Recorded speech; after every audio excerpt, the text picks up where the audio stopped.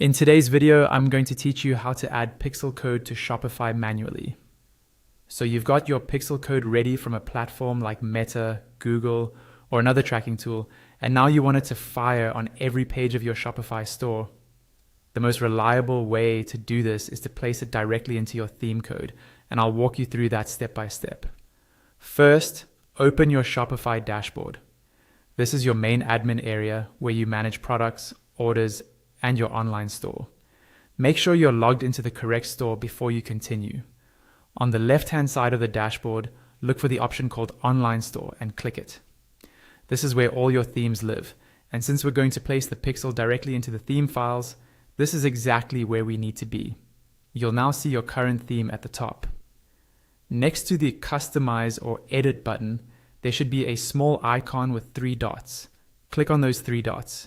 If you're nervous about editing live code, this is a good moment to duplicate your theme and work on the copy first. That way, if anything goes wrong, your live store isn't affected. From that same menu, choose Edit Code. This opens the theme code editor, where all the files that make up your storefront are listed on the left. Find and click on your active theme, for example, a theme like Dawn. Once that theme is open in the editor, look for the Layout folder in the left-hand sidebar and click on it. Inside that folder, select the file called Theme Liquid.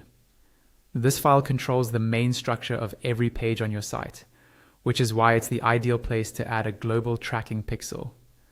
When the themed liquid file opens, look near the top of the code for the line that starts with the HTML tag, something like HTML class jes_langs. Right below that, you'll see the opening head tag. Click at the beginning of the head tag and press enter to create a new line directly above it. This new line is where we'll prepare a clear spot for your pixel. On that new line, add a simple HTML comment. For example, this doesn't change how your site works.